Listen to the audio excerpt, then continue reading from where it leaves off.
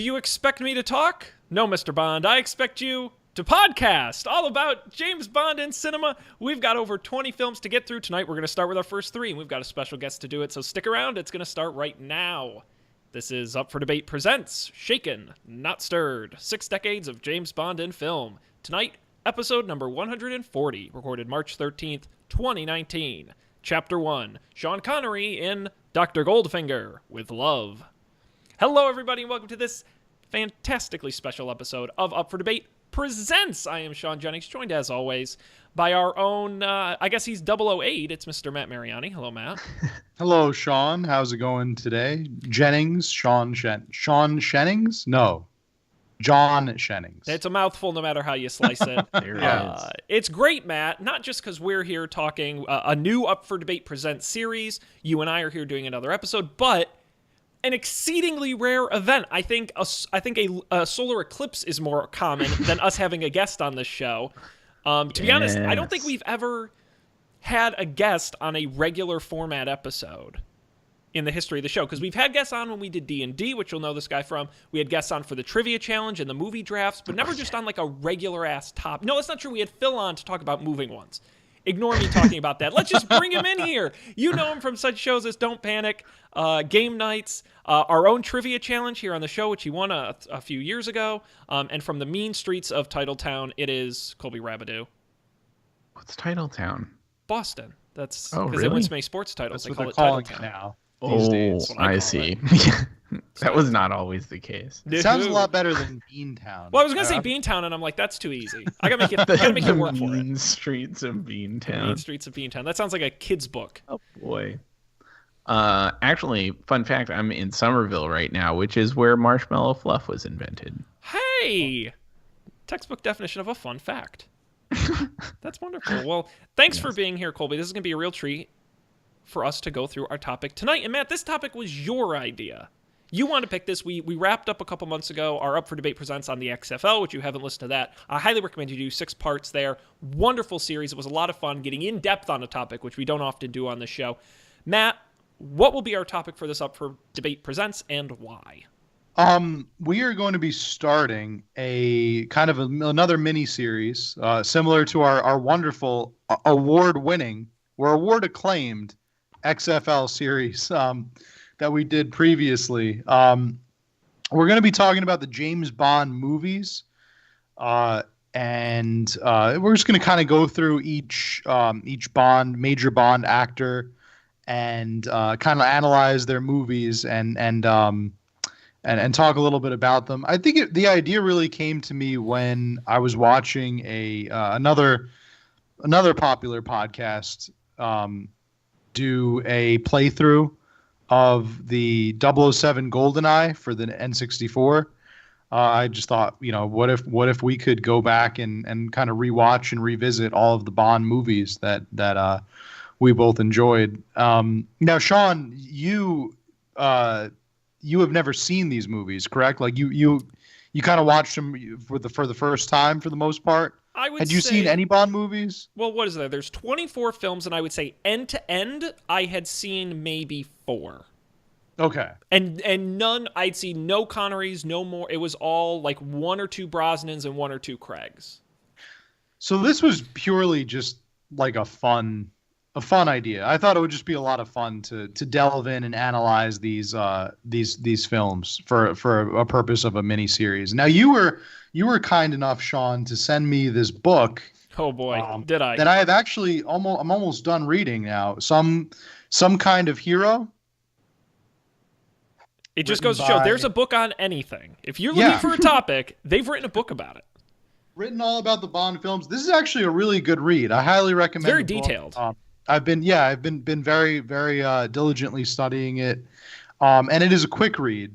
It's a lot like the XFL book that we chose when we did that mini series. So this one has been a pretty good guide through this James Bond adventure. And I do recommend it. Yeah, Some Kind of Hero, the remarkable story of the James Bond films, written by Matthew Field and A.J. Chowdhury. It's great. So, it's a wonderful book. Matt. We're fortunate enough to be joined, as I mentioned, by Colby Rabideau. Colby, why are you here? So interestingly enough, I had seen many of the James Bond movies, like sort of on accident. When I was like 12, we went on a family vacation to Bermuda for like around Christmas time. And it I got sick on the way there. Like I acquired a cold like on the plane. So I felt terrible the whole time. And it also rained for like 3 full days. And on the now defunct Spike TV, they used to run like Christmas James Bond marathons. And so we watched a lot of James Bond on that vacation. So I saw a bunch of the old ones. And so I've seen them before, and like rewatching them now as an adult, like, I don't know, 15 years later or something is pretty interesting. There are things that did not faze me as a child that totally faze me now. But yeah. Good.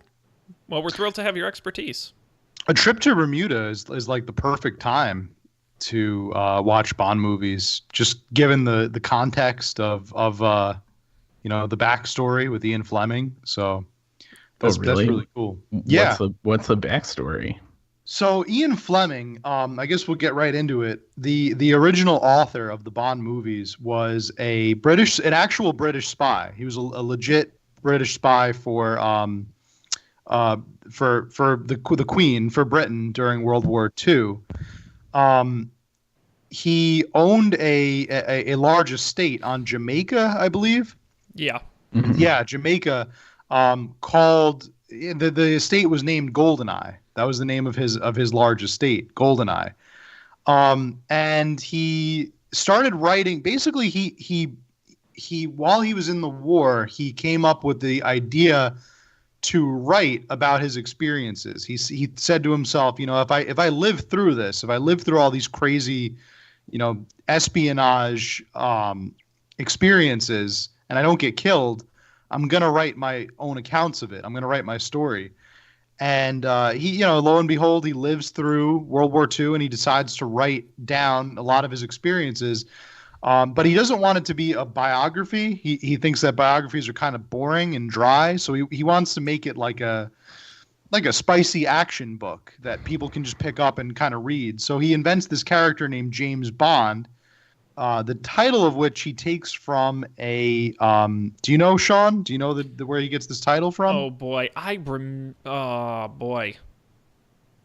knew this, and then I immediately forgot it. Yeah, I'm putting you on the spot here, but the book is called Birds of the West Indies, and it's a book that Ian Fleming routinely would consult while he's living in the Bahamas, in Jamaica rather, and it's written by a man named James Bond. And he sees the title of the book, the cover of the book, Birds of the West Indies by James Bond, and he thinks that James Bond is just bland enough to give as a name for his really exciting, sexy spy character. He said he specifically mentions in an interview that he really wanted to choose a bland as hell name to give his exciting character, because he believes that the character has to speak for himself here. Like, he's got to have like a boring name, but be like the most badass guy. So lo and behold, James Bond is born.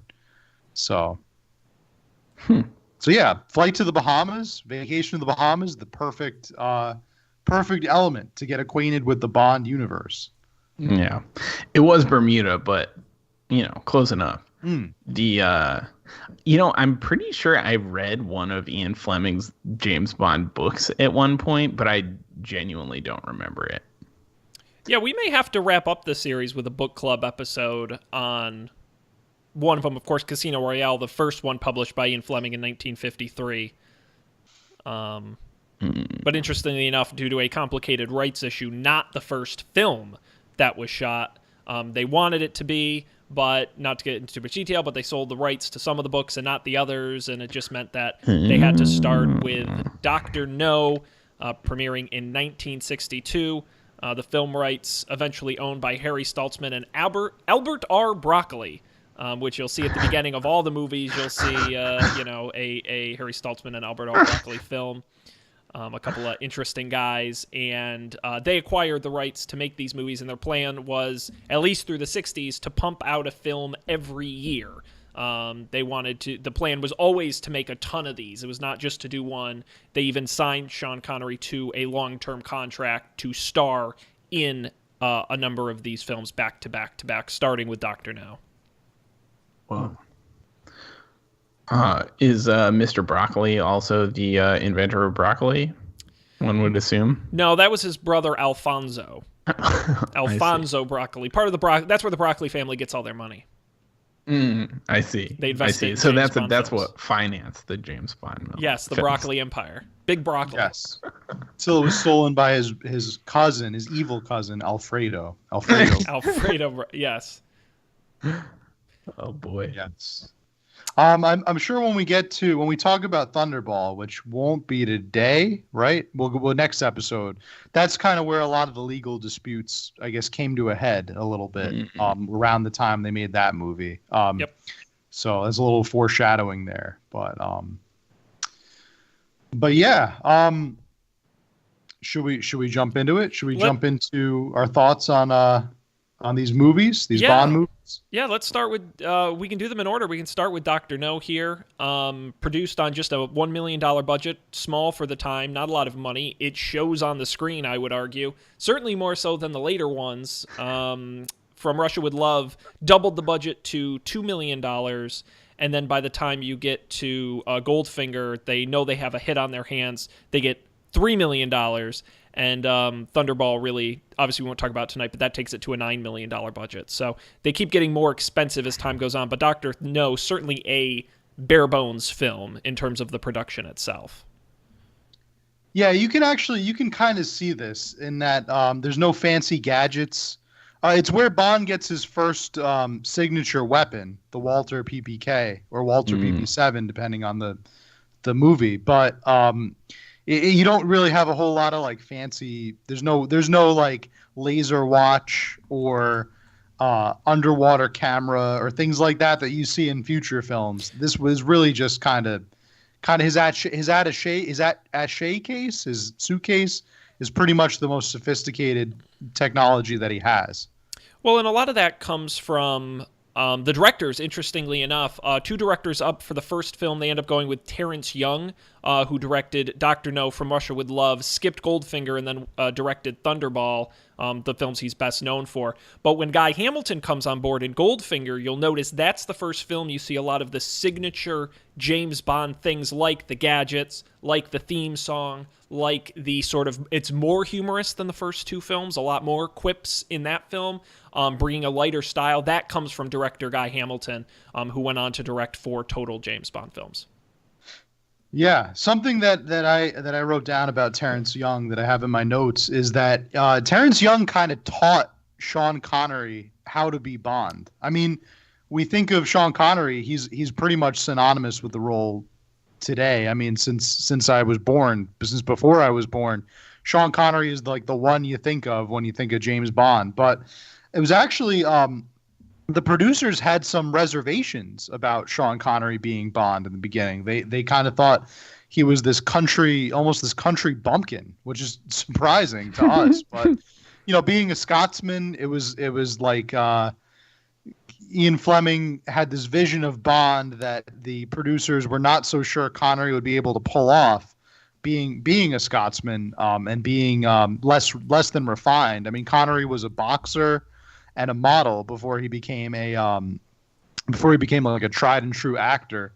So it was Terrence Young kind of sat him down and really kind of coached him into like how Bond should act, how he behaves, and Connery took to this like a fish takes to water and really ran with it. But it was Terrence Young that had to sit him down first and give him that bit of coaching. Well, and what's interesting is Roger Moore actually was considered for the original Bond before Dr. No, and the film's producers thought he was too boring. They didn't think he was interesting enough. That was the issue with a lot of these actors. They were looking for kind of that square-jawed, classically British guy, and they just came off as bland. There was no pop or flavor to them. And after watching these films, you can see, I mean, Sean Connery, chewing some scenery. I mean, he's selling the crap out of these lines, these extremely cheesy one-liners that increase as the films go on. He's given it his all. Ooh, I want to skip ahead a little bit really quick. And speaking of one-liners, I want to talk about the first ever James Bond one-liner. Okay. That I like paused the movie and I was like, okay, this is like when Bond becomes Bond. First ever Bond one-liner. It's when he drives up with the car, like the top-down car, to the hotel, and that guy had just taken the cyanide pill and dies, and he's in the back seat, and he tosses the keys to the hotel manager, and he says to him, "Sergeant, make sure he doesn't get away." And that's got to be the first Bond, like Bondish moment. It's great. Yeah. First one-liner. It's true. I loved the opening scene of like the opening sequence of Dr. No with the three blind guys bopping down the road, and then it cuts to whatever the British dudes like playing cards, and then ends up the three blind guys are assassins and they kill him. That was crazy. That gets me every time.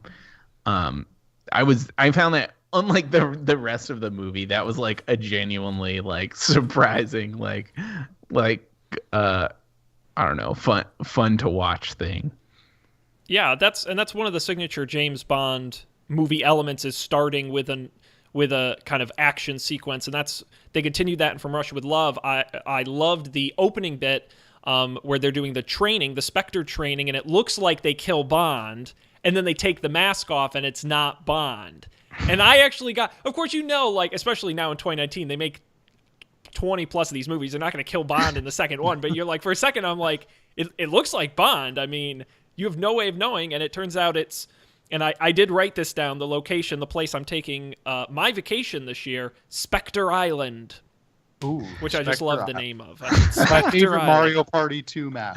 Yes, exactly.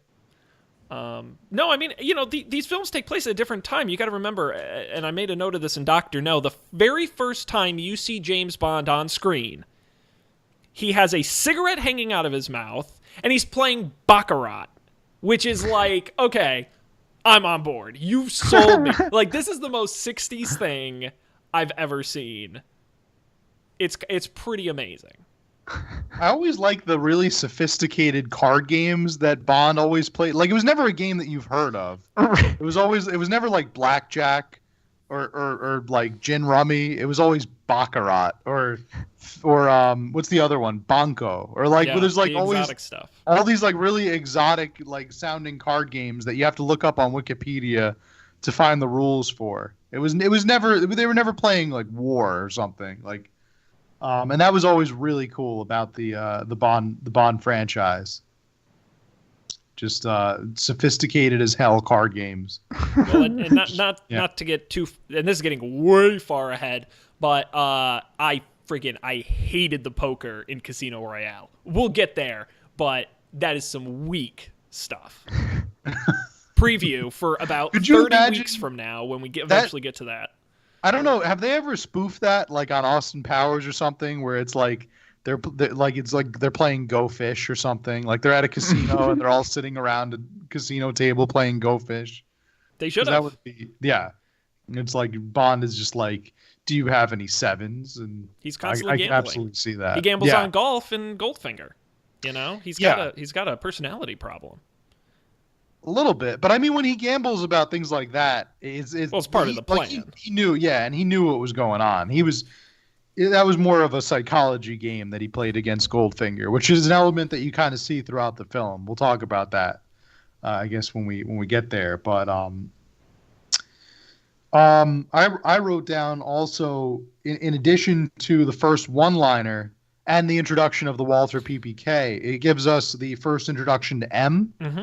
Characters M and the character that would eventually be Q, although I don't think they call him Q in this movie. No. He's just kind of like a tech guy. And he's played by a different actor in the first film. Yes, he's not played by Desmond Llewellyn, who would play him for most of the Bond movies. Yeah, up until I think The World Is Not Enough, I think was his last. Yeah, he didn't make it to Craig. Yes. And he tragically passed away shortly after they filmed.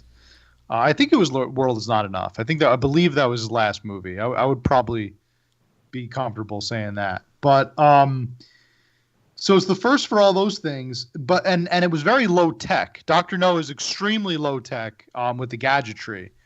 But it does have a lot of spy elements in it. I love that a lot of the Bond movies lack, especially the more modern Bond movies. Yeah. For example, I wrote down here that there's the scene where Bond covers his suitcase with talcum powder, and he puts he takes like a hair from his head and he puts it in the door. And like, what the hell is this guy doing? Like, why is he doing this weird stuff? And then it's revealed later on, like in a later scene, that he did that. The hair is so he could see if anybody broke into his room without him knowing, because the hair wouldn't be in the doorway. And the talcum powder on the suitcase is to see if anybody touched his suitcase. So I'm like that, and that's like real legit spy stuff. And I put I guess I put down that I wonder if this actually was taken from Ian Fleming's real experience in the war, like as an actual spy. He probably had to do shit like that, I would imagine. Mm-hmm. So this is some real spy stuff that you don't really get. I mean, even in From Russia with Love, like he's checking the room for bugs and looking behind and you even have the posters and things. You even have like the code word stuff. What is it with the lighter? Well, the lighter, right. Do you have a match? And the guy says, no, I've got a lighter. And he says something like... They don't always work. They don't always... Yeah, very much a code, so the guy knows that he is who he says he is. It's real spy stuff. But some of that, too, I think, comes from the reduced budget on those first films, right? I mean, when you can't afford to go out and have a car chase and an explosion and a helicopter and all this crazy stuff, that's how you fill a movie, is by slow-paced action. I mean, we talked a little bit about this before we started, but these early Bond movies... it's part of the cinema of the time, but they're just naturally slow movies. I mean, they don't move fast. When we get to Thunderball, I have big opinions on this, but at least in these first three, I don't think it's bad necessarily. I think it's kind of like a 50-50 pro-con thing, because on one hand, I think the film breathes a little bit better, and I think it gives you time to sort of settle in and take it all in. I mean, they're beautifully shot films. They're in great locations. But at the same time, it's in 2019. I really struggle to keep my attention because I'm a millennial, so not made for my generation. But nonetheless, it is very much films that you watch any film from that era, and you're right on board with the pacing. Yeah, especially that car chase. I think that the car chase, it was one of the, you have to keep in mind that it is one of the earliest car chases, and it kind of calls to mind an influence from earlier Hitchcock films, right? Yeah, the car chase, the famous car chase in Vertigo. Sure. That I think heavily influenced the car chase that we see in later on in Goldfinger. Kind of neat. But and there's another scene in Goldfinger that I think is very Hitchcockian. But for Dr. No, it's pretty cut and dry. There's a bit of a mystery tone with it. Oh, sure. Everybody's always asking, what is Crab Key?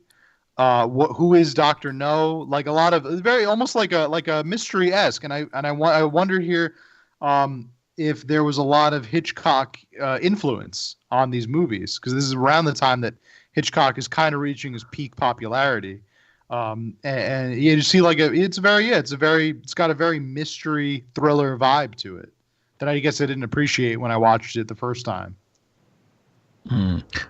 Sorry, you talking about the car chase reminded me of the Dr. No car chase where the people chasing him careen off the road in the hearse that they're driving, and then it explodes at the bottom, and the construction worker asks him what happened. He turns to him and says, I think they were going to a funeral. Yes, that was I think I said Goldfinger. That's the car chase I was kind of referring to. I guess it wasn't Dr. No. Yeah.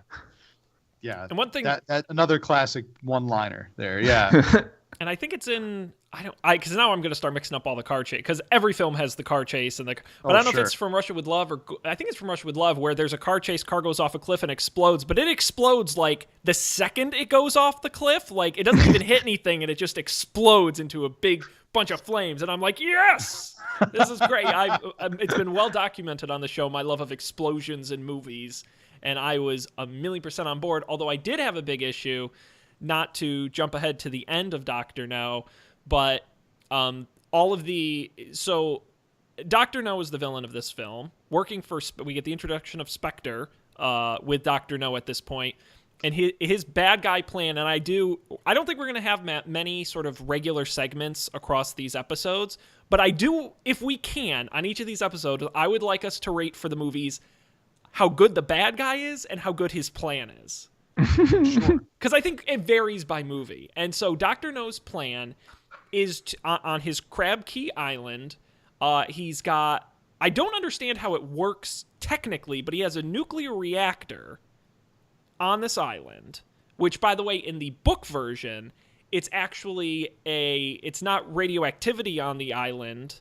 It's actually a guano island, which is a real thing where guano has been dropped for thousands and thousands of years, and you actually harvest it and sell it as manure. They changed that for the movie because it's not sexy. But anyway, he's using the nuclear reactor somehow to jam the radio signals of rocket launches coming out of Cape Canaveral, Florida, during the early stages of the space race, which actually was a thing happening in the world at that time. It was a real thing. It was a semi-plausible idea. But it drove me crazy at the end of the film when they blow up the island that has a nuclear reactor on it. Like the whole, explode, right. All this stuff, it's like it's all melting yes. down and shit. And I'm thinking, like, Fukushima in Japan, no one can go within, 100 miles of the thing, and I got hit by, one typhoon, and they're blowing up a goddamn nuclear reactor. Right. Like, get out of there! It's radioactive for, the next 150 years or something like that. I mean, nobody can go anywhere close to it. Bond dies of radiation poisoning before From Russia with Love. Sure.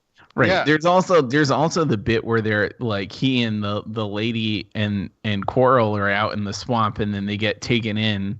They get captured and they hose them down. They bring them in and they wave the Geiger counter over there. Oh my God, they're so radioactive. And then they just shower them down and everything's fine. Yeah, they just had to take a shower and that's it. That's how you get rid of radioactive poison, I guess. And I always love how they give them clothes and stuff, and they let them stay in their room. They feed them nice food, very and they're actually taking very good care of them. It's part of that long line of why don't they just kill him? I think all the time I shout at the screen, just kill him! You have him, just shoot him. Well, how about the lady, his love interest? They handcuff her to the floor. And they plan to slowly drown her. It's you could just shoot her and that would be the end of it. But I think they mention somewhere in the book that that scene was eventually supposed to have a lot of crabs and stuff, because it was Crab Cove, Crab Island. So she's supposed to get slowly eaten by crabs. They didn't have the budget for it, so they couldn't get the crabs. They couldn't afford CG crabs.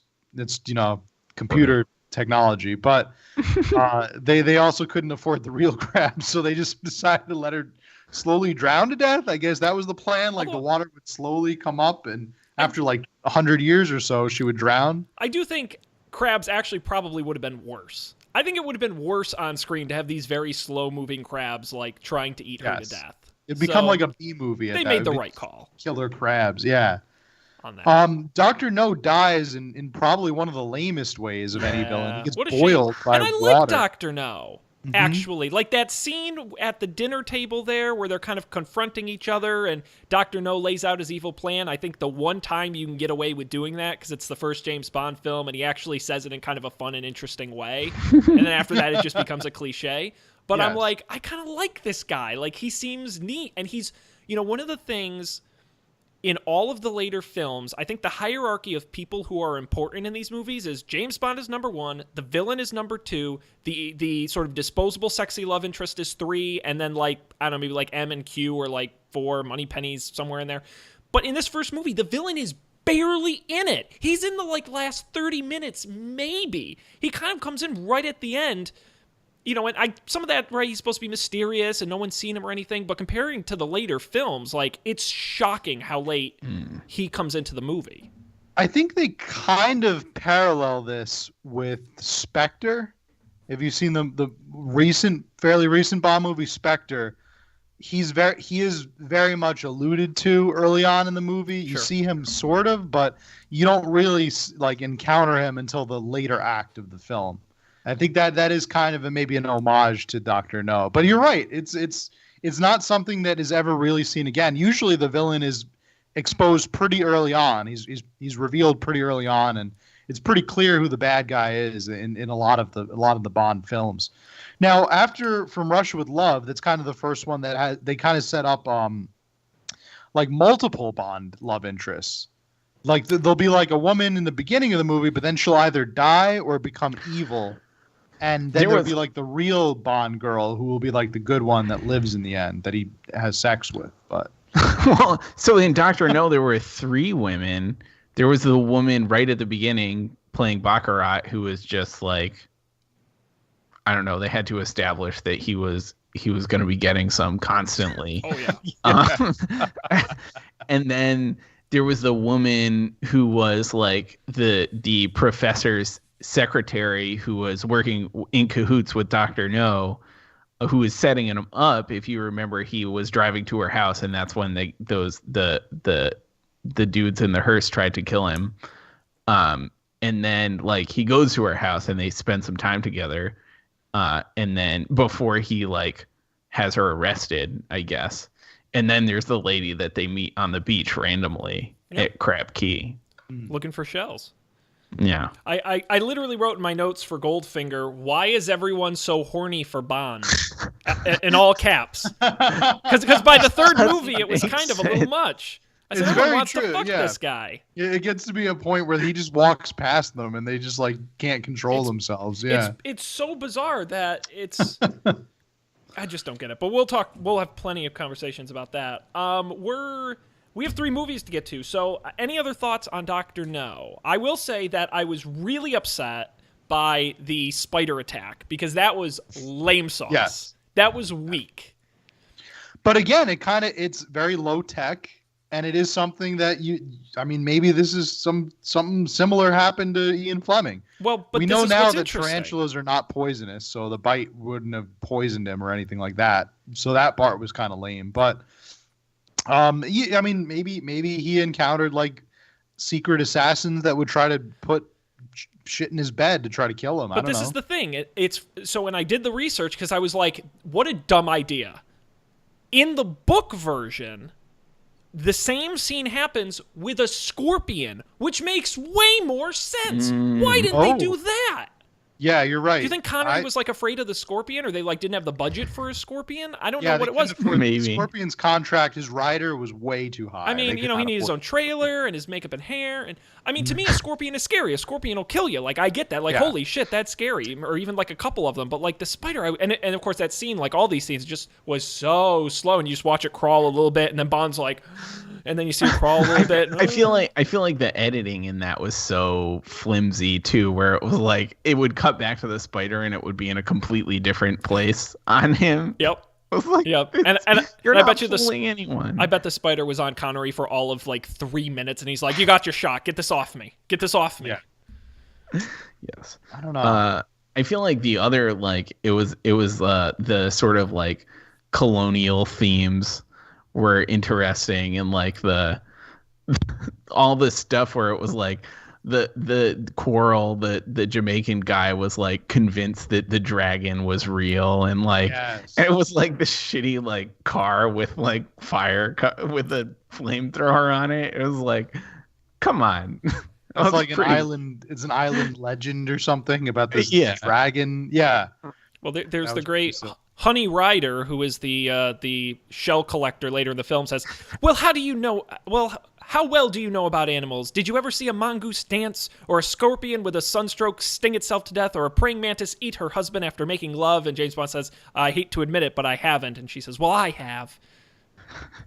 What a line from the movie.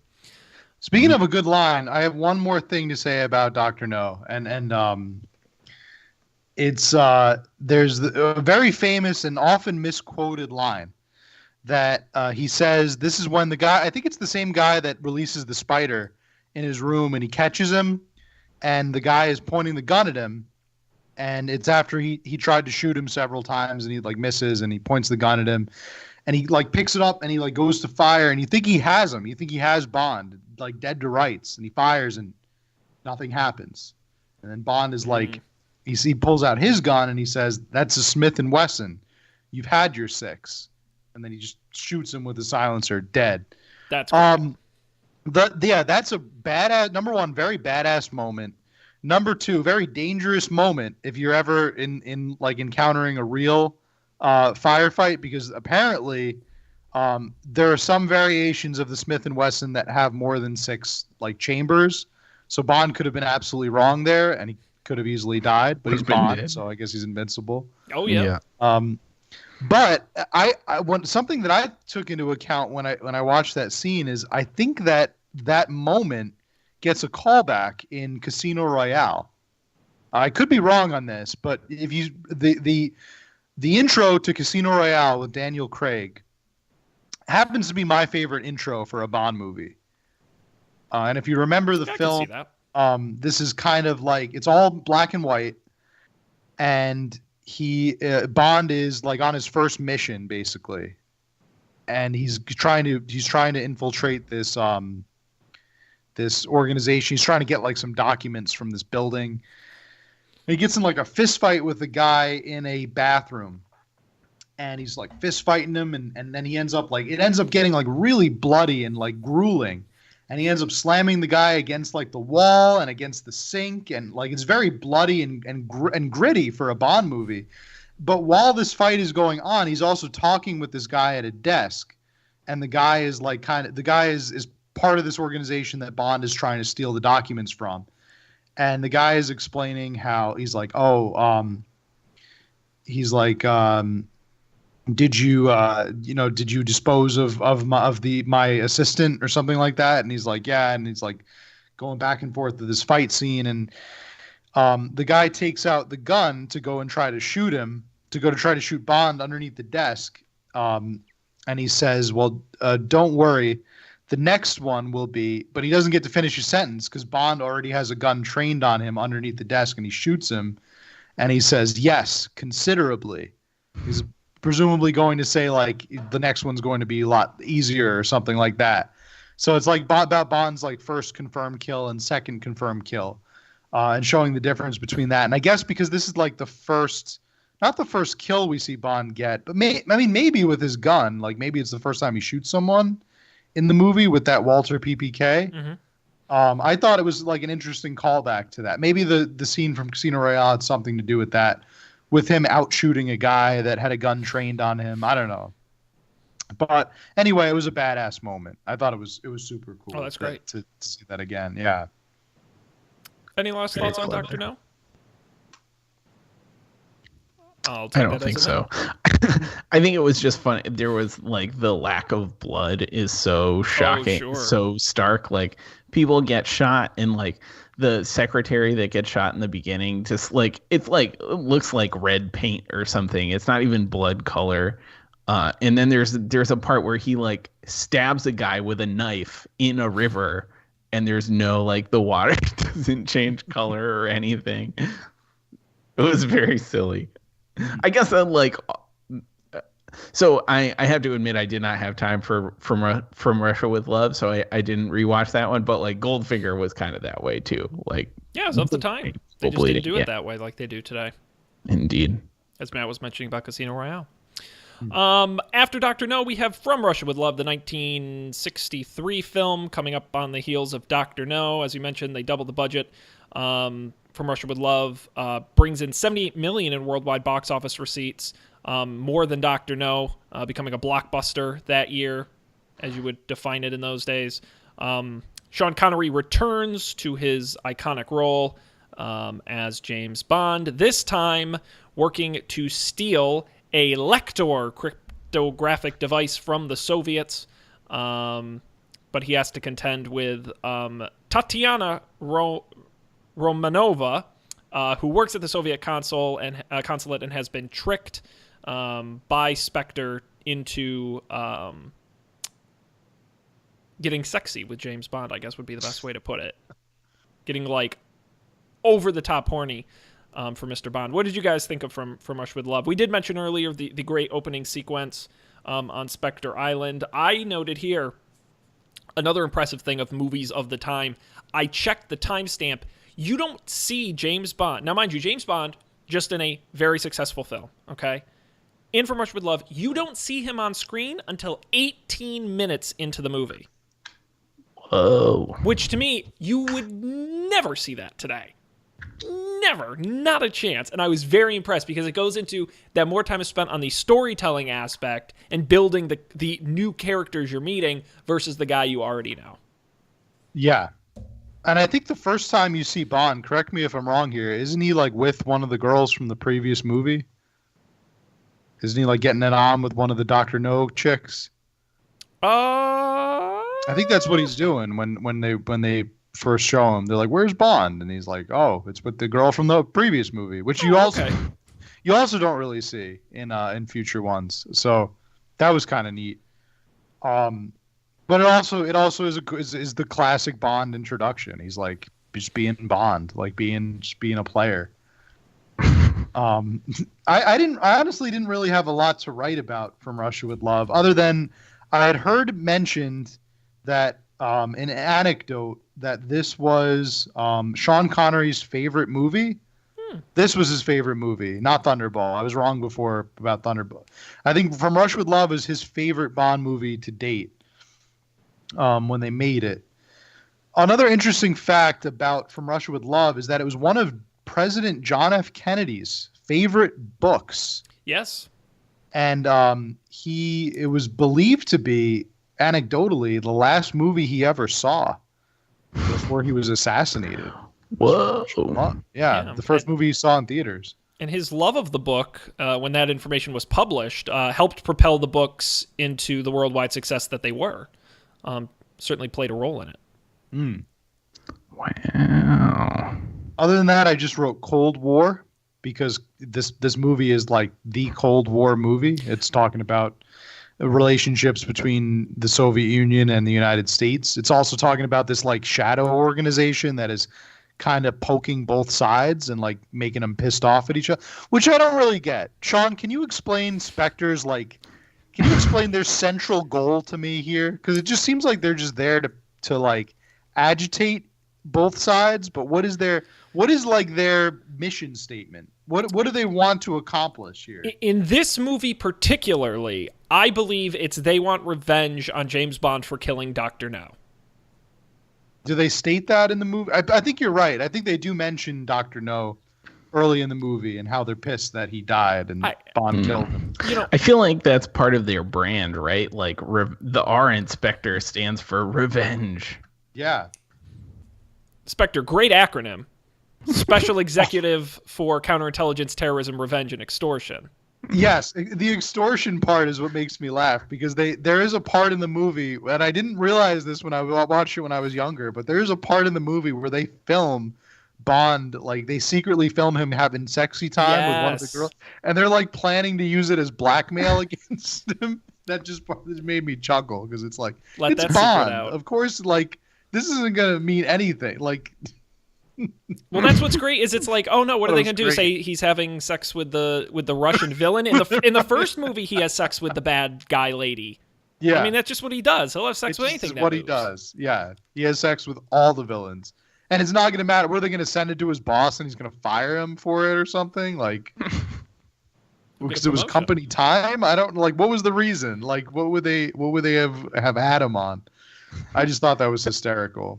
He does get like at the beginning of, not to jump ahead, but at the beginning of Goldfinger, he reprimands him for sleeping with Goldfinger's lady instead of like doing his job like a professional. Yeah. And Sean Connery or Bond, he just kind of like laughs it off and is like, "Well, that's what I do. Like, that's me. It's part of the package." Yeah, I don't, I didn't dislike From Russia with Love, but I definitely I think it leaned too heavily into the spy stuff. I think it was a little too flat, a little too technical. I thought Tatiana was useless as a character in the movie. Her story arc was weak. They didn't give her much to do. I didn't quite understand why she was there. And it was fine. Some of the action pieces were okay. I thought this movie had good hand-to-hand action stuff throughout it, good punches and chops, and that's one thing you almost never see in movies these days, where, they do 18,000 cuts so you don't realize it's the stunt double doing it, and it's all close-up stuff, and this is like nice, wide, uncut kicking and punching, and, that kind of action's good, but overall it was a fine movie. It was a fine movie. I think it's the first movie that gets a song, right? That gets a song with its name in the title. It gets an but instrumental. It's at the end. Oh no! No, I think at the end, like the end credits, I think they sing a song from Russia with Love. It's not the intro, but it's the end credits that gets a song. Thunderball is the first movie, or no, Goldfinger is the first movie that gets like a proper intro song, with the song that they follow from that point on. But I think the end of From Russia with Love, like with the credits, they play a song called From Russia with Love. I just remember that from watching it. And then they're gonna have presumably they have sex in the little boat, little gondola. Oh yeah. And Bond is holding the film of the tape that that whole plot line was stupid. The part where they're gonna extort Bond for having sex with a pretty lady, like.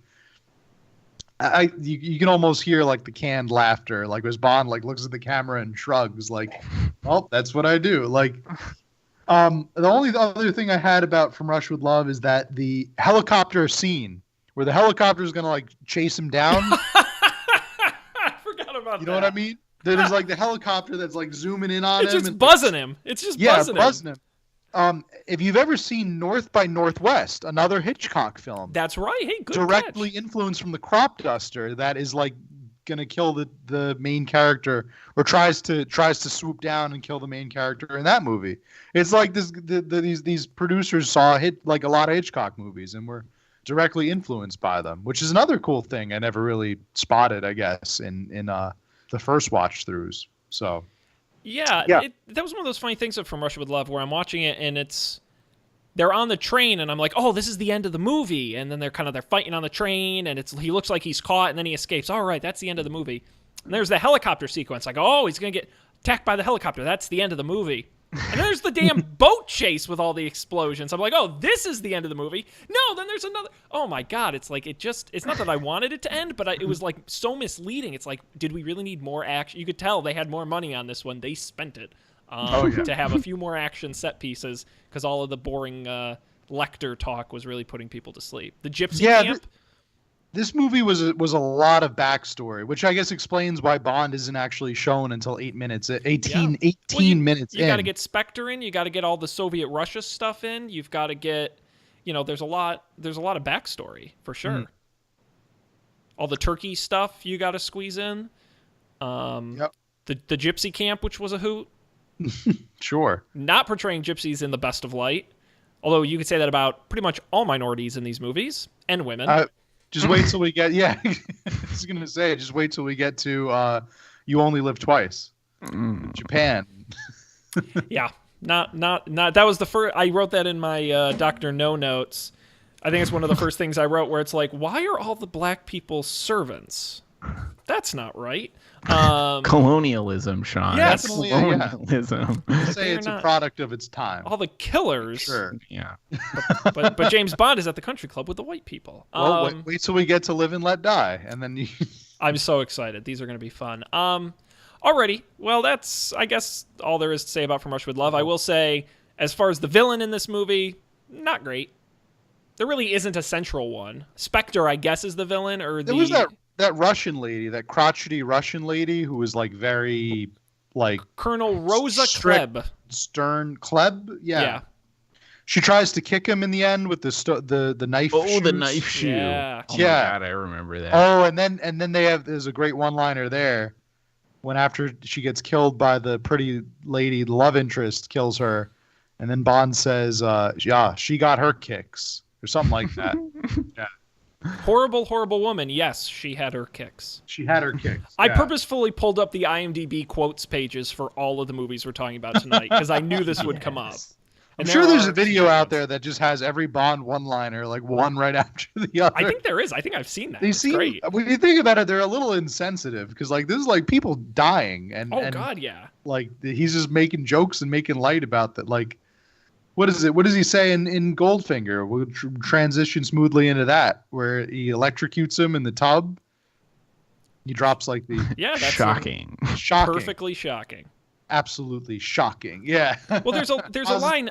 Shocking. I don't remember what part of From Russia with Love this is in, but it's not on IMDb, so I assume it's in the movie. And James Bond says, "You're one of the most beautiful girls I've ever seen." And in that sort of overacty way, Tatiana goes, "Thank you, but I think my mouth is too big." And he goes, "No, it's the right size for me. That is."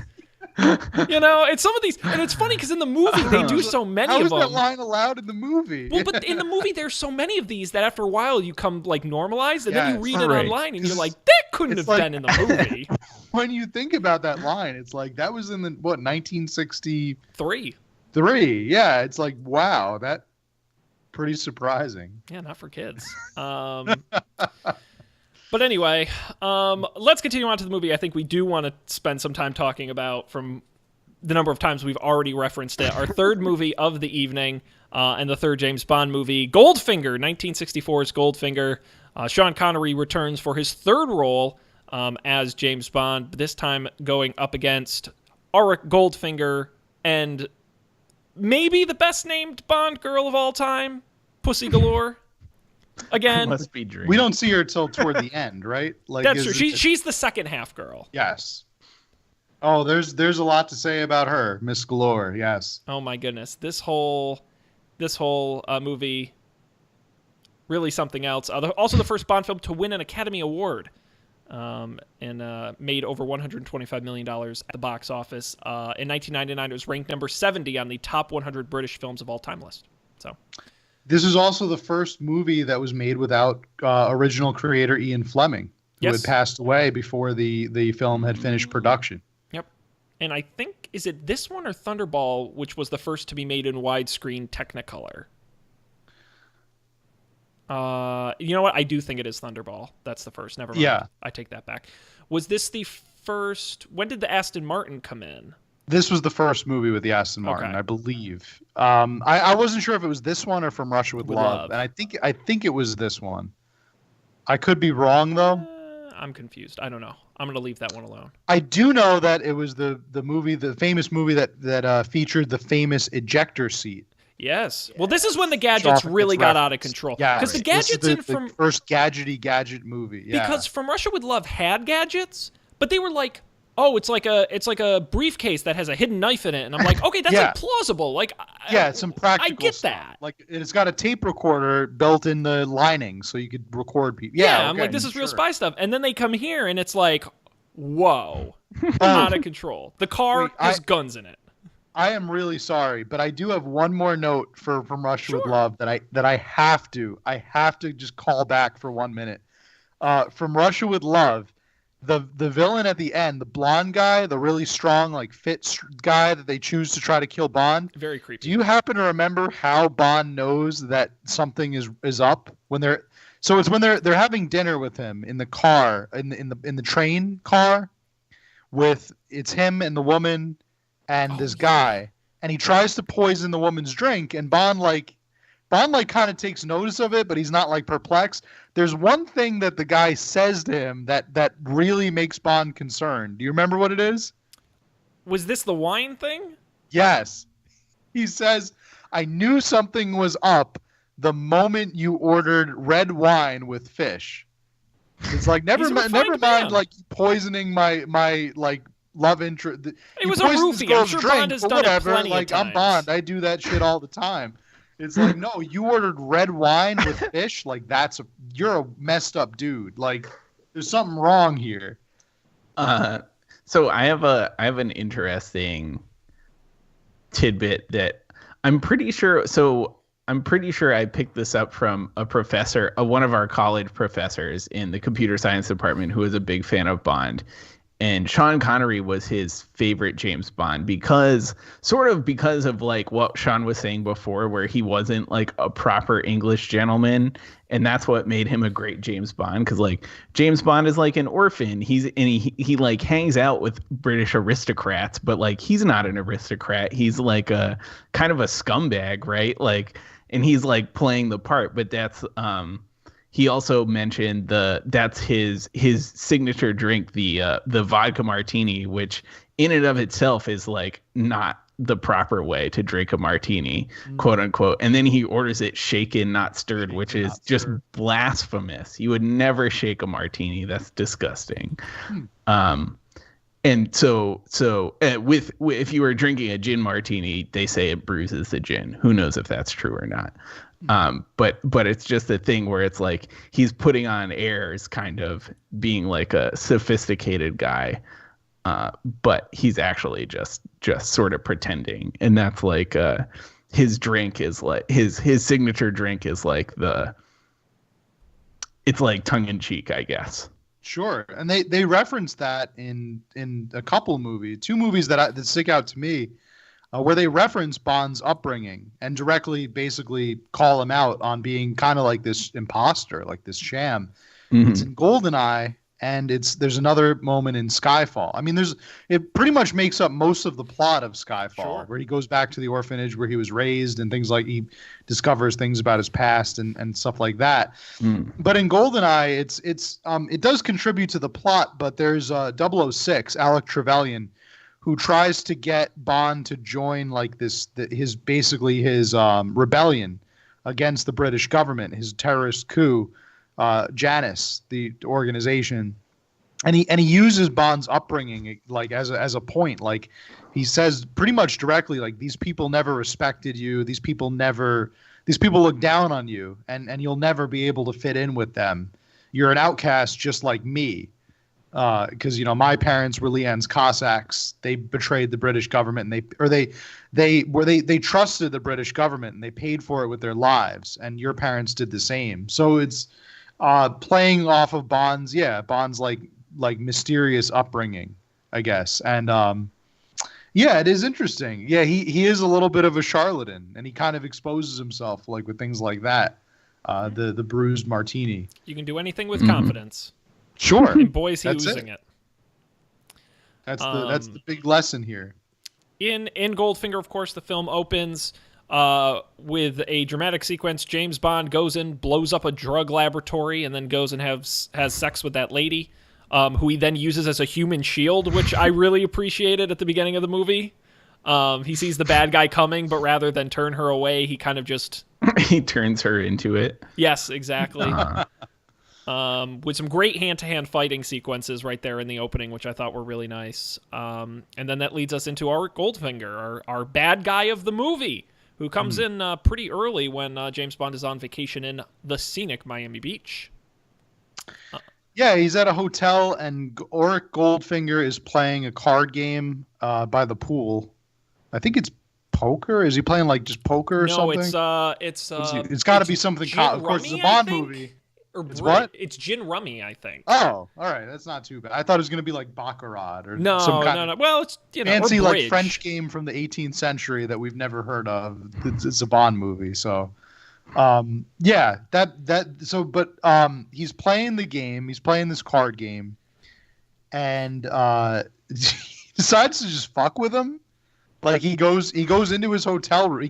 He seduces a maid and tricks her into opening the hotel room door for him. Oh no, he doesn't trick her. He just grabs the key off her waist, inserts it through, and then she walks away and says nothing. Yeah. Very weak security.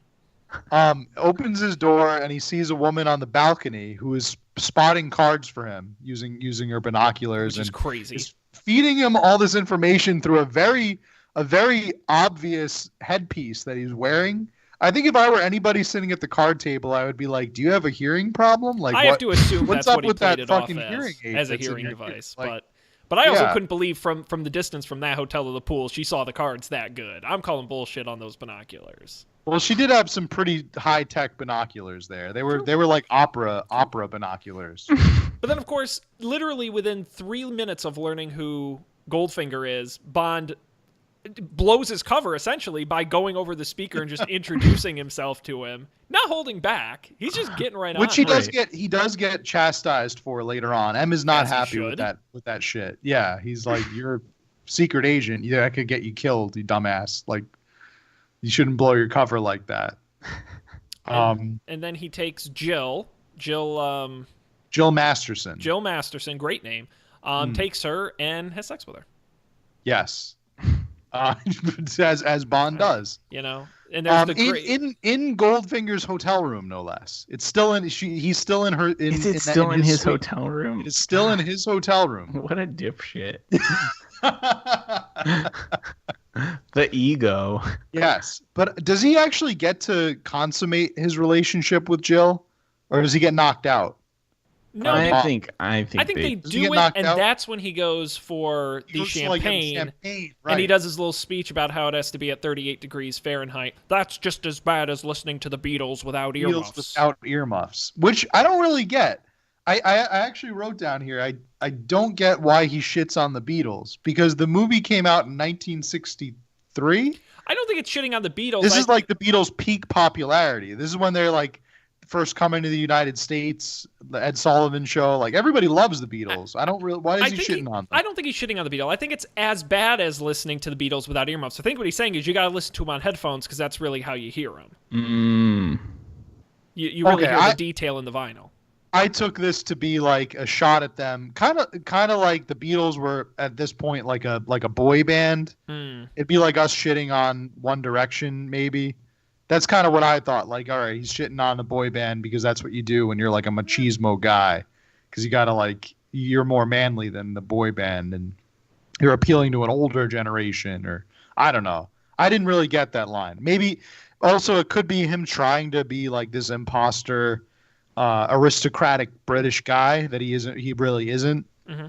But like we were saying, like Colby was saying before, like this is the persona that he has to give off. He has to kind of act like and then this is what an aristocratic British guy would say.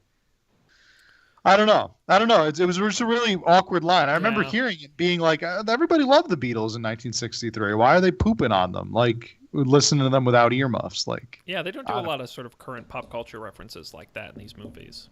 Not really at all. So it's unusual. Barely any. There is one-off pop culture or newsy reference that happens in Dr. No. When they go into the base, there's a painting of the Duke of Wellington. That painting happened to have been stolen at around that time, and they didn't know who stole it. So it was kind of like a tongue-in-cheek, like, "Oh, here it is. We found it. Like, it's in Dr. No's lair." Like, but they don't. Yeah, you're right. They don't really do a lot of those things. No. But it's at this point. It's at this point that James Bond gets hit over the head and knocked out by one of our favorite characters from this movie, Oddjob. Oddjob, yeah, classic. Now, can we please just spend a moment talking about what a dumb idea a throwing hat is as a weapon? It's got like blades on it. And Sean, if you ever played GoldenEye for the N64, you know, if you played as Oddjob, that throwing hat was an instant kill. But here's the thing. Nobody was allowed to ever play as Oddjob because it was cheating. I'm gonna seriously. Also, he was like 2 feet shorter than all the other characters, so you'd shoot over there. It was cheat. It was cheap. Whoever played as Oddjob was just cheating. I will give you, okay. We know Oddjob crushes the golf ball in his hand, which is actually kind of badass at the golf course. He's very strong. I get that, okay? And he can throw very accurately. I get that. And a metal-rimmed hat could do a lot of damage. I agree with all these things. The problem, as we see at the end of the movie at the Gold Depository, when you throw the hat doesn't come back. You have to go get the hat. That's not a boomerang, right? You got to go get it. It's crazy to me. Like, you're right, man. It's a one-shot weapon. You better hit. And then at one point, what's crazy to me is when they're in the woods outside of the what I believe is the gold processing facility, he throws the hat at Tilly Masterson and hits her, or no, at Jill, at Tilly, and kills her or knocks her. No, I think he knocks her unconscious or injures her or something. Yeah, which is crazy because it's like, okay, so the hat will cut the head off of a statue, but it will knock her unconscious. I know this is nitpicking, but it kind of drove me crazy. See, it did kill her. I thought, I was gonna say, I It thought did she kill was her. dead because we never see her again. Well, maybe she is. Then who does Bond? Oh no, Bond gets with the pussy galore. Yeah, at because the there's end. there's Yeah. 3 girls in this movie because you've got the Masterson sisters. Okay, it does and kill then- her. Yeah. Yeah, I'm we pretty didn't even sure that is we didn't even talk confirmed. about Jill Masterson getting painted gold. Oh my Right, god, that's kind of right. where we were Iconic. at. With that Iconic. well-placed pillow in the hotel room that's just covering her bare ass on the bed, which Sure. I thought was a hoot. I said we can just move that a little to the left or right, You're showing everything else. It was the '60s, but it wasn't. You couldn't go that far. But Too much.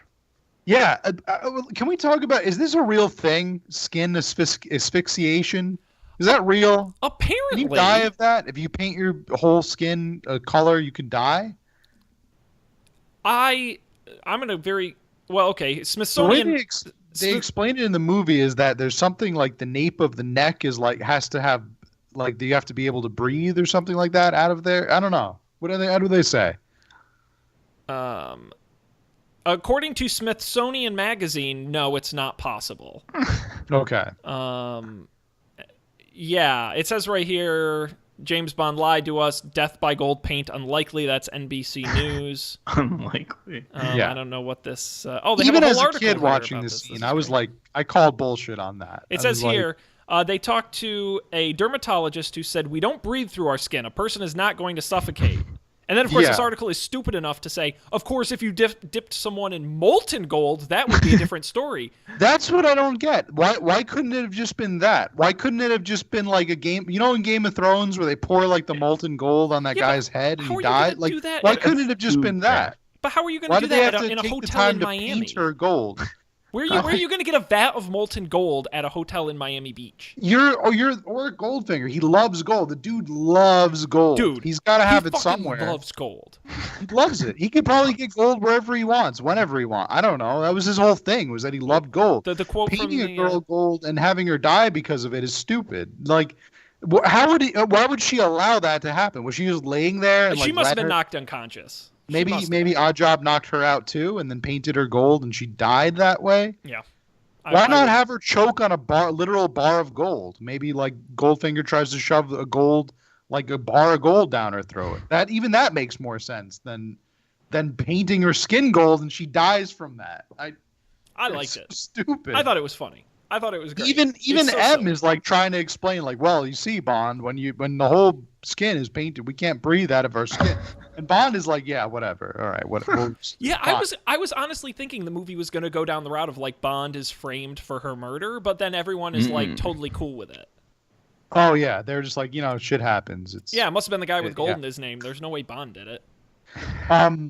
Speaking of his name, I pointed out that this is the first time I ever noticed, but his first name is Auric, Yes. and I think isn't the letters for gold on the periodic table AU? Yep. So it's got to Not a have lot of some kind subtlety. the gold, like the golden one, Goldfinger. Yep. So was Auric working for Spectre? No, I think this is. He's just an independent dude. There's no Spectre involved in this. So what was his plan? He explains his plan later in the movie that he's going to rob Fort Knox of all the gold. Yes, I want to talk about his plan. Yes, we'll talk. You want to talk about that now? Well, I want to talk about two things. One is how he introduces the plan, which is bonkers. Because he gets to execute. First of all, I think he says he's been working on it for years, and to execute the plan, he has to involve a bunch of other bad guy criminals to like import stuff and to do stuff, bring in like the gas, the killer gas, and all this stuff. And so they're all there looking for their money. And he goes ahead and, I say in Dr. No, I don't mind Dr. No presenting his plan because it's kind of, he does it just casually and in a way to kind of test Bond, right? Goldfinger, no taste for the man who loves gold, no subtlety. He's got a giant 2-scale model in his floor that opens up, rises up, a giant map. The giant map would have sufficed, dude. You didn't also have to do the model. Like, they're the same size. Like, why did you do both? That's crazy. He's got, like, a control panel. It's bonkers. The way he does. And, of course, he lays out his plan, which is he's going to irradiate the U.S.'s gold supply He's not going to steal it because that's what Bond thought at first. Bond said, how are you going to possibly move all that heavy gold? And he said, I'm not going to take a single bar. He's very smart. He's going to sneak into the base after gassing and killing everyone there. I think Bond says like 60,000 people will be dead. He's going to get a dirty bomb from China, explode it at the facility, and irradiate all the gold, which will be radioactive for something like 60, 70, 80 years. No one can touch it, which will make his gold more valuable. And I have to say, that's actually a pretty good plan. I wrote here A+ plan. He gets thumbs an A, up. not for the presentation, because like you said, there was no need for a model For sure, and a map, but and to show everybody all those gangsters. Right, if you're just gonna kill them, then just kill them. He just ends up killing the gangsters in the end. Remember, he like gasses them with the same poison he's going to use. So why explain your plan to all of them if you're just going to kill them in the end? I didn't get that part at all. But it's the same when he drives the guy. I guess we would know what was going on. The one guy who wants to leave, which you need him to do so that the other spies can follow him who are looking for Bond and all this other, they have the car crushing scene. But I'm like, the second he walks outside the house, you kill him. Like, why drive him all the way out there just to kill him and then you have to crush the car? Like, it doesn't, did not think this through. He's good with his plan, didn't think this part through. I mean, this is also the same guy that when he captures Bond, he ties him to a board and has him like the laser is moving like slower than like an hourglass, like moving up to his crotch. Like, why not just zap him with the laser or just shoot him? Like, but I just don't get it. I'm gonna rep for the laser. Okay. Okay. I want to hear this. Two things. One, Goldfinger needed to know what Bond knew about Operation Grand Slam, which is also, by the way, a great plan name. True. It has nothing to do with gold or with horses or with any. I don't know why it's Operation Grand Slam. Very confusing. But he needed to threaten Bond. He couldn't kill him because he needed to know what he knew about the plan. So I get why he didn't do it. The other thing is, I actually thought that scene was relatively suspenseful. Because again, Bond's not going to die, but at the same time, I thought it was cut and edited relatively well to the point where there was some amount of suspense. And then Auric at first, he's like, no, I expect you to die. And then he goes to walk away, and then Bond stops him, and then he turns and he thinks, and the laser's getting closer. And I give credit. I actually really like that scene. I'm just going to say that's my opinion. I like now, of course, the fact that Auric built this like super duper mega laser is crazy. But it's a fun scene. But not without purpose, right? Because they needed it to get into Fort Knox. I was so thrilled when it came back at the end, where I'm like, what? Why did he have this laser? Just to burn his balls off? But no, it just comes back, and you're like, oh shit, it's the laser from before. Yeah. He couldn't just ram the door. He had to get a goddamn. How long does that laser take? My goodness. Yeah, that was the thing. Was the slowness of it. But the I guess if everybody was dead, methodical. Yeah, it didn't matter. Mm-hmm. I don't know. I just thought it was just a giant like waste of time. Oh, silly. I don't know. Very silly. Again, like this is the perfect scene where you have like a molten pot of gold and you have like he's gonna trickle like hot gold on him or something. I don't know. Something more I related to. I mean, the laser became extremely iconic, and it's like that's the moment you think of is do you expect me to talk? No, I expect you to die. Like that's the go-to quotable Bond villain moment, but he's not really showing his like goldness. Like he's all about gold and stuff like that. But then the laser does make a really cool, neat callback later on, where they break into Fort Knox, which is part of his diabolical plan. Great line. Oh, I have. All right. So he meets this pilot, Pussy Galore, and she's working for him initially. Like she's gonna spray this chemical all over the place so that people fall asleep. Yes, it's long enough for Goldfinger and his henchmen to get into Fort Knox to set off the bomb, the dirty bomb that's gonna irradiate all this gold and make it unusable. Yep. Is this? I know that the plan is kind of smart when you think about it, like making his gold worth a lot more than other gold at the time. But is this like a lucrative thing to like I don't know. You'd think there would be like backlash, like the U.S. government would figure out that like somebody poisoned all their gold. They're not just going to be like, they're not going to roll over and just be like, oh, we can't touch our gold anymore. So, but I mean, if you're good enough Goldfinger, you're in charge. I wonder who.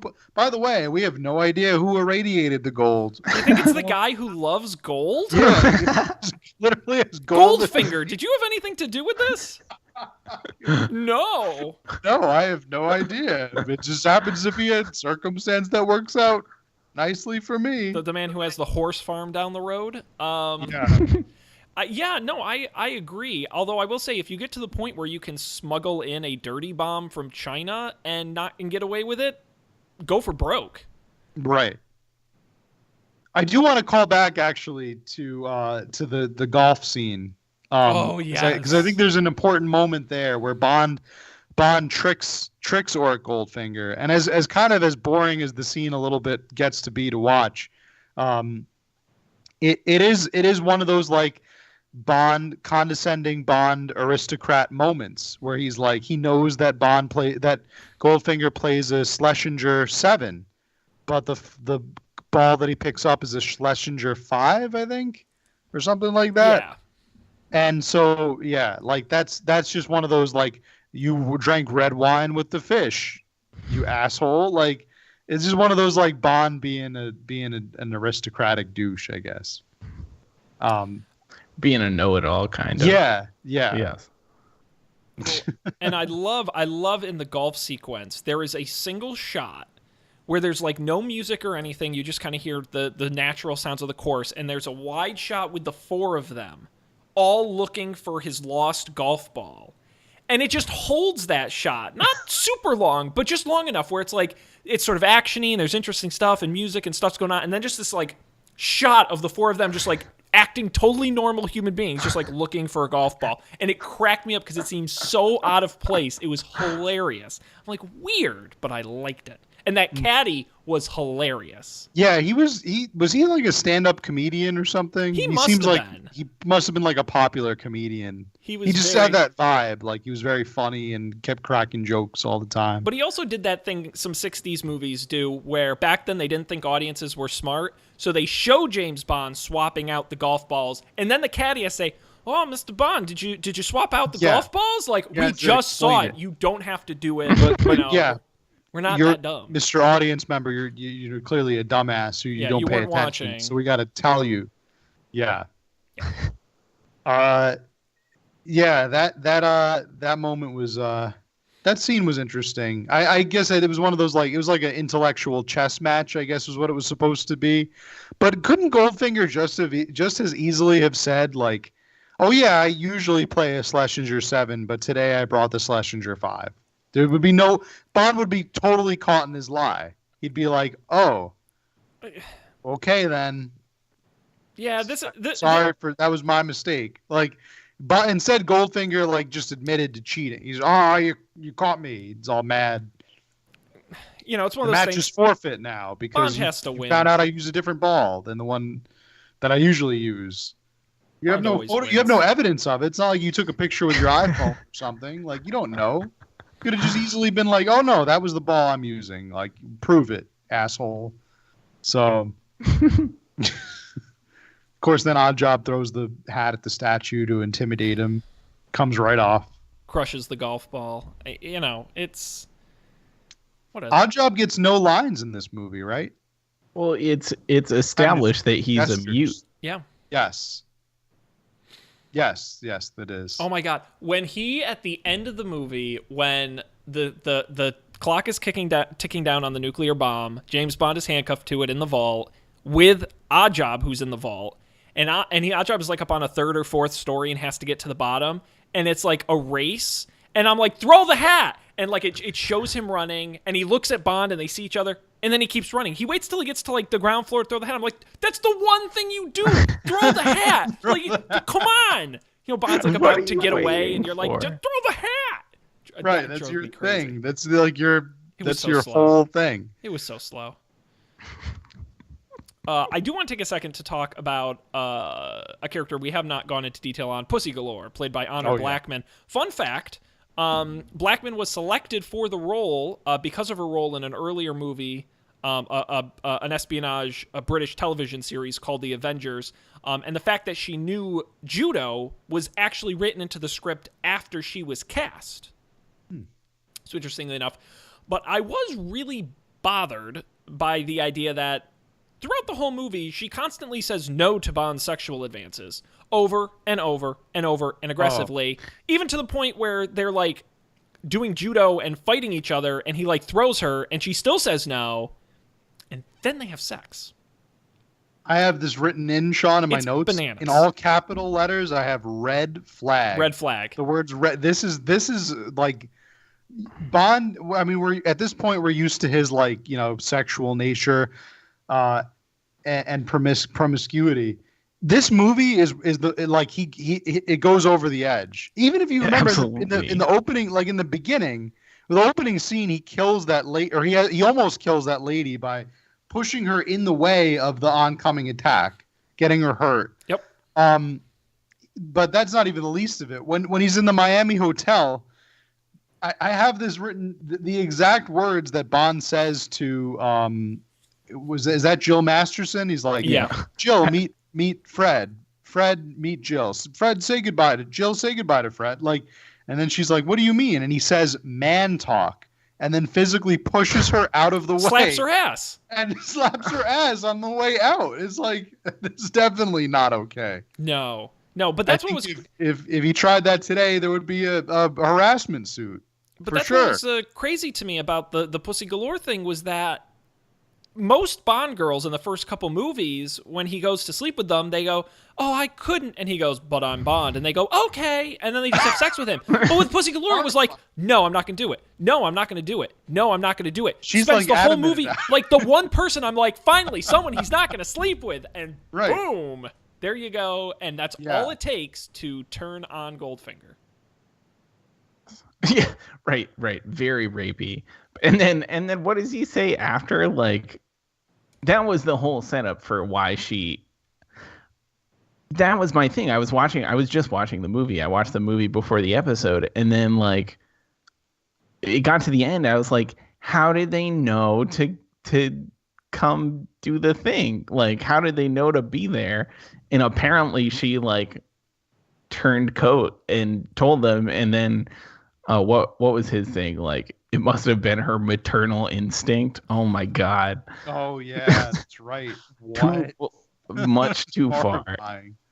Yeah, that one was I think they were trying to push the envelope with a lot of these things. Although I guess the culture was extremely different back then. So yeah, totally, but problematic. Jeez. Yeah. Looking back on these movies now, this is definitely the one that like I think holds up the least, especially for scenes like that. Yeah, the as unbelievable as the those other sorts of those scenes are, like, ugh. Yeah, that was very problematic because she was adamant. She even says one of the first things she says to him is like, "Don't even try it. Yeah. I'm immune to your charms," meaning like don't. Just don't go there. Yes. And it wasn't like they had like they were building rapport or something and warming up to each other. She was like, yeah. She was immediately she says, "I'm not picking up what you're putting down, so just stop it." And he doesn't. And that's not okay for Bond. No. So I will say though, I think one of my biggest problems with this movie, there aren't many, but this, I think, is a textbook example of you kept Bond alive too long, where I get why you did it at certain points in the movie, but by the time he's bringing Bond to Fort Knox during the crime, you're like... To chain him to the bomb. To the bomb. You're like, so the one man who can stop you, the point of you tie to the bomb. And I know, and I get it's like, oh, I'll blow him up. It's brilliant. I'm like, but you also have guns and a giant laser and many other creative ways to kill him. There's got to be some kind of unwritten law where like you can't just shoot Bond. Like there's maybe it's like some kind of bar bet that all the villains have with each other. It's like we're agreed we can't just shoot him. We can try to kill him and whoever wins the bet, but we can't just shoot him point blank. That's too easy. That's too easy, right? It's gotta be a challenge. We have to come up with our own villainy way to do it. Yep. It would have to be that way. Otherwise, it's... Oh, there's the scene where Goldfinger sneaks out of Fort Knox. Yes. I had to remember where he disguised himself as one of the army, one of the National Guard, and he like sneaks out. I missed that when I first saw the movie. He like... Yeah, it's great. And he gets away with it. He escapes. Like, they don't catch him. But then he can't just leave, right? So the man is rich. He's got untraceable gold. So even if he's wanted for the crime, he can get away with it, but he has to get his revenge on Bond. So he fakes the meeting with the president, gets Bond on the plane, and then gets sucked out of the damn plane. Which that's is great. Where he gets the ending. Yeah, I remember that. Which is fantastic. Right. Yeah.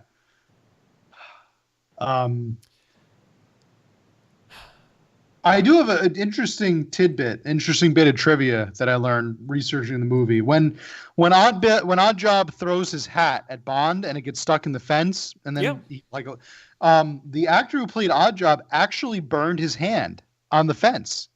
That was a real that wasn't just like effects. That was a real smoke, and like they actually heated up the fence for the purposes of that scene, I guess, to produce the smoke.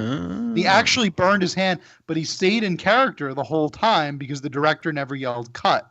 So it was kind of like a DiCaprio in Django Unchained moment, when he cuts his hand on the plate, but he stays in character. Like, wow. The Oddjob actor, like when he was holding on to those things, he was actually getting burned, and then like his hands actually burned. But I thought that was cool. Was that the shot it was they good used? For him. That was the shot they used in the movie. Wow. Like legit. He actually burns his hand on the things. Then of course when the bomb is counting down, the dirty bomb is counting down. Of course, it has to stop at 007. They pause it, which is from that point on. I think when I saw that movie, every time I used a microwave throughout my entire like young adult life, I would stop the microwave at 007. Never change, Matt. Never change. I just wrote down 007 microwave, so I had to mention that. It's a great anecdote. Yeah. So, and that's pretty much the movie. What's the last scene they get? They're in the plane, right? Yeah, the plane is crashing, and they parachute out, and they land on the island where they're getting all sexy with each other, and then the rescue helicopter flies overhead, and he's like, "Nah, they can come back later." Oh, that's right. And they cover This themselves. is no time to be rescued. Yes, this is no time to be rescued. Not okay. I didn't like Pussy Galore as a character. Just didn't need to. Not that she didn't need to be in the movie, because she was badass. She was great. He just didn't need to be that way with the two of them. Bond does not have to sleep with every single woman that comes on screen. She's the third woman in the film. Now, to be fair, he doesn't sleep with Tilly. Tilly dies before he has the chance to do so. He probably would have liked to. Oh, are you kidding me? Absolutely. Tilly, come on. But it was totally unnecessary. It's like we'll talk about this more next week, but when he's with Domino, the character from Thunderball, and he tells her he makes sure he sleeps with her first before he tells her that her brother was murdered. Yep. Yeah, the more I watch these movies, the less I think about the less I guess I think of Bond as a character and a person. But this movie is where it really starts to go down a dark path, I think, with his interactions with females. Well, there's two other quick things I want to mention. One is just a quote I really loved. This was when Goldfinger was announcing his plan to all of the other bad guys, and he says, "Man has climbed Mount Everest, gone to the bottom of the ocean. He's fired rockets at the moon, split the atom, achieved miracles in every field of human endeavor, except crime." Which is, I love, that's something the Joker would say. I love that line. It's ridiculous. And the other thing I love is the movie poster for this movie has one of my favorite taglines, which it says, "Everything he touches turns to excitement." James Bond is back in action, and I love that line. That's a great line. I love this movie. I genuinely really enjoyed this movie because it was a good mix of silly. The plot was kind of interesting. It was slow at some parts, admittedly, but all these movies are. But overall, it had enough to get me involved. I think of my first three James Bond movies, this one was probably my favorite. I'll keep a running tally as we go through them. But I really enjoyed this one. I thought Dr. No was solid. From Russia with Love was fine. But good movies so far. I'm enjoying them so far, which is exciting, because I wasn't sure if I was going to. I really like movies with clear style. I don't like bland movies. Like Planet of the Apes for me is a good example. I really like that movie because it really has a clear and defined style and of the time. Star Wars is kind of like this. And I like these movies because as soon as you get to those openings with the gun barrel and, you know, he shoots the guy. I mean, I love that. We didn't even talk about the Goldfinger theme song, Shirley Bassey. The Goldfinger. No, that's like the first tried and true theme. It is. Yeah. Yeah. And by the end of this, we'll have to have a debate what the best James Bond theme song is. I think this one is certainly in the running for the winner. It's iconic. Yeah. Oh, totally. Totally is. But yeah. I mean, this one I remember really enjoying when I was younger. I think this was, I believe, the very first Bond movie I ever saw as a kid. And I think it really did leave a lasting impression on me. The ejector seat. I remember as a kid laughing hysterically at that. I loved that. Seeing the guy getting shot out of the ejector seat.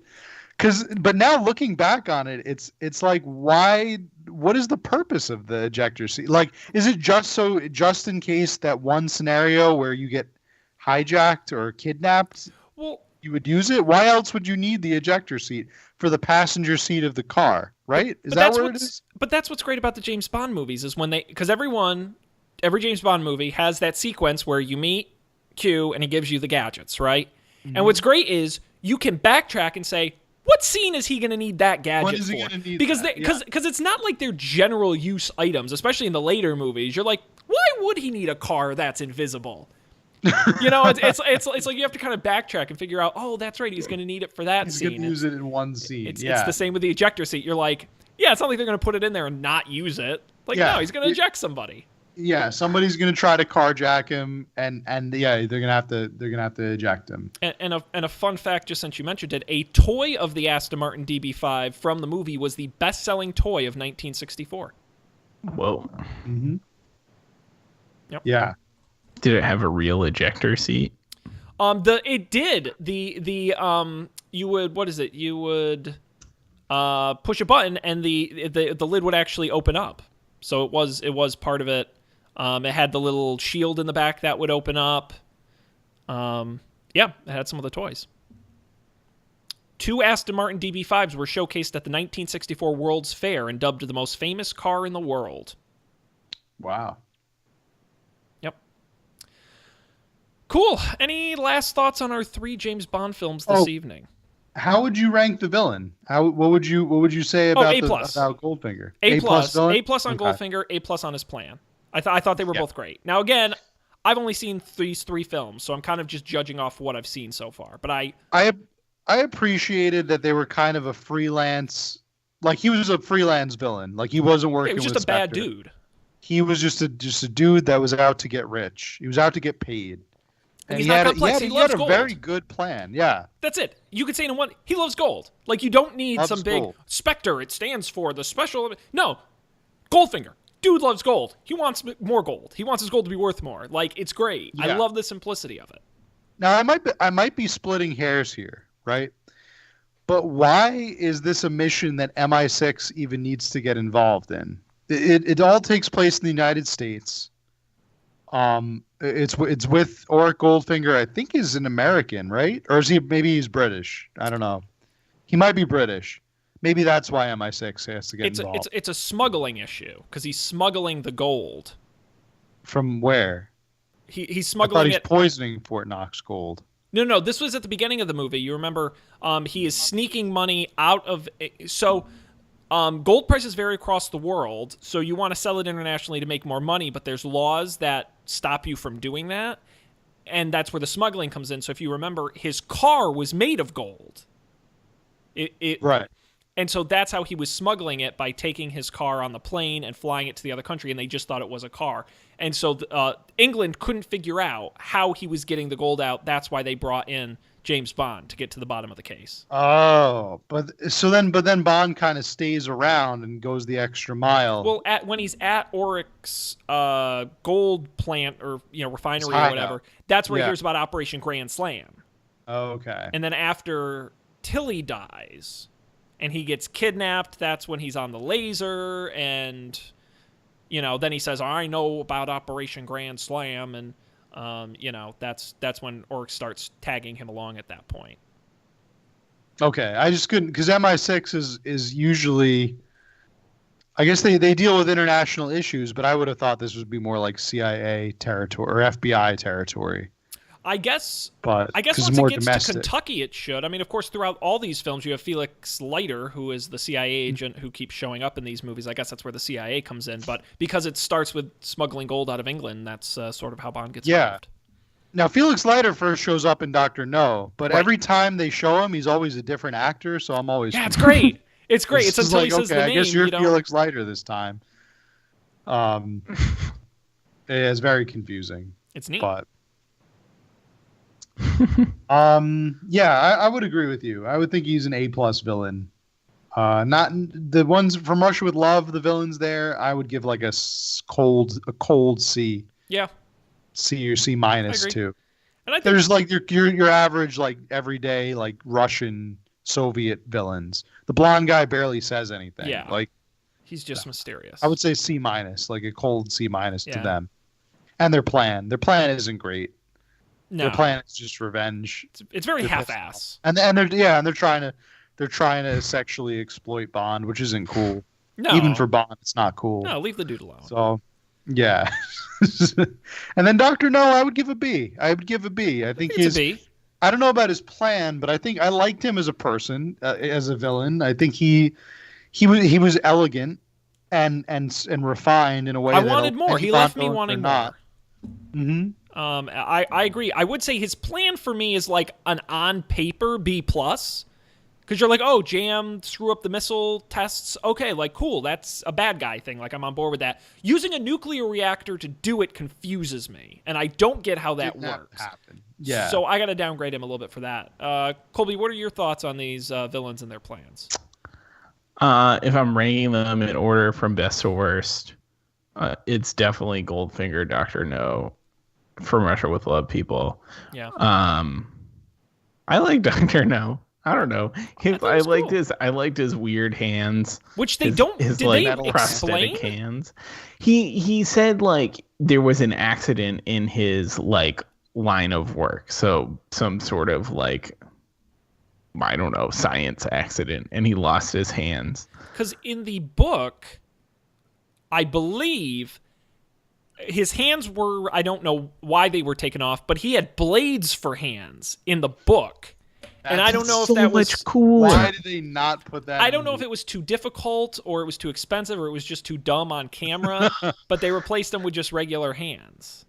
The book apparently is very different. Totally should have been the blades. That would have been way more iconic. In the book, there's a fight with a giant squid. Sounds amazing. There's a tarantula. Like I said, the spider was different. The guano mine, et cetera, et cetera. Huh. So, anyway. Gotta read this book. Yeah. Well, there are a lot of them. Get started. Yeah. Awesome. Well, hey, I think this has been a great review, a great start to the series. I'm very excited. I'm genuinely. I was very worried because I knew a lot of these movies to get through, and if I didn't like the first couple, this was going to be a problem. And I really did. At worst, I thought they were fine. There were none I hated.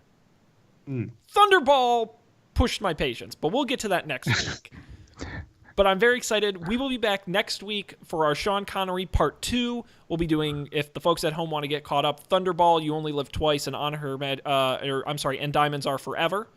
The next 3 Sean Connery films. We're going to jump George Lazenby for the moment, and we'll circle back, I promise.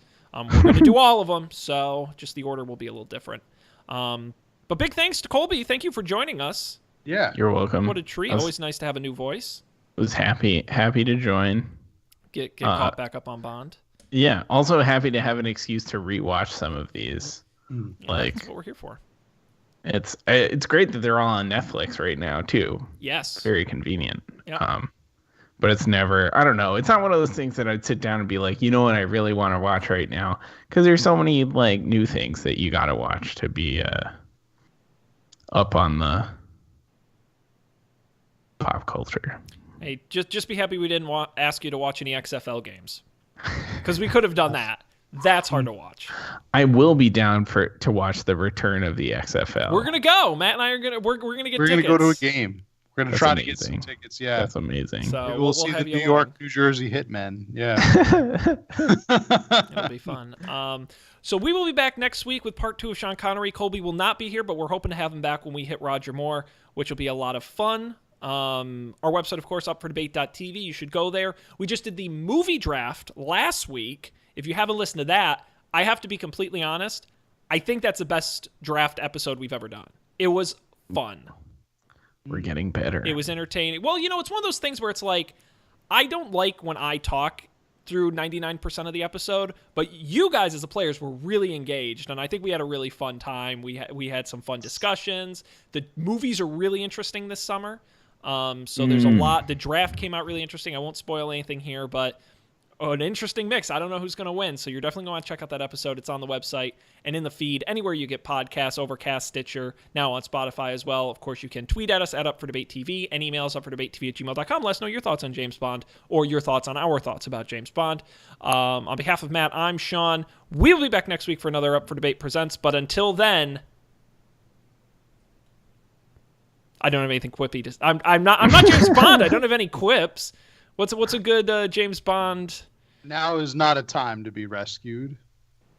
Okay, we'll end on that. Yeah, That's good. Yeah. Bye. Does he say anything clever at the end of From Russia with Love? How does that one? No, that one they're on the boat. Oh, they're looking at the film. And he just kind of throws it away, and he waves or something. I thought maybe he said something along with it.